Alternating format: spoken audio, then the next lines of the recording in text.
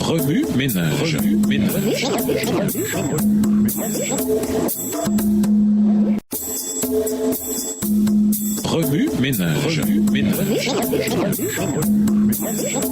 Bienvenue dans votre émission Remue ménage. Nous allons à la leçon 12, quand Dieu disparaît. Nous vous invitons à lire Exode 32, verset 1 à Exode 33, verset 11. Introduire loin des yeux, loin du cœur. Comment perd-on Dieu? Cette question peut paraître saugrenue, mais pour les Israélites, elle devint rapidement pressante après que Moïse eut escaladé le mont Sinaï pour rencontrer Dieu et qu'il disparut. Il leur semblait qu'ils avaient perdu Moïse. Mais le problème le plus grave, c'était qu'il leur semblait aussi qu'ils avaient perdu Dieu. Bref, qu'ils étaient tout seuls et ils paniquèrent. L'Exode et les paix d'Égypte avaient eu lieu quelques mois auparavant. Les Israélites avaient traversé la mer Rouge et avaient été miraculeusement approvisionnés en eau potable. Ils avaient vaincu les Amalécites et mangé la nourriture miraculeuse, la manne. Pendant des semaines, ils avaient tremblé à l'apparition de Dieu sur le sommet de la montagne, alors qu'il leur présentait personnellement sa loi. Alors qu'ils attendaient que Moïse descende de la montagne, ils s'étaient, semble-t-il, habitués au miracle. La manne quotidienne, la nuit, le jour et la colonne de feu la nuit, le grondement provenant du sommet du Sinaï. Tout ça était devenu des expériences ordinaires, intégrées dans leur routine quotidienne. Que faisons-nous lorsque nous n'arrivons pas à ressentir la présence de Dieu? Est-ce qu'à l'instar des Israélites, nous perdons espoir presque immédiatement? Ne craignez pas d'être honnête. Un jour ou l'autre,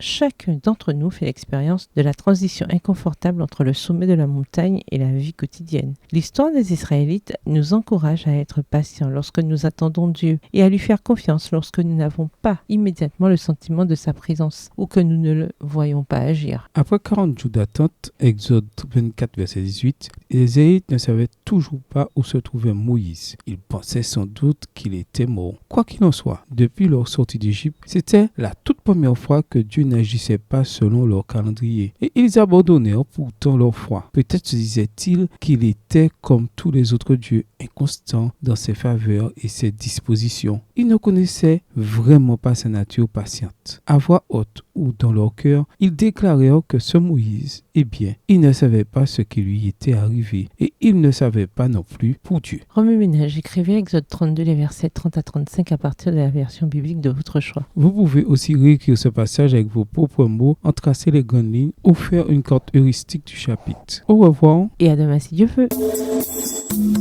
Remue ménage. Remue ménage.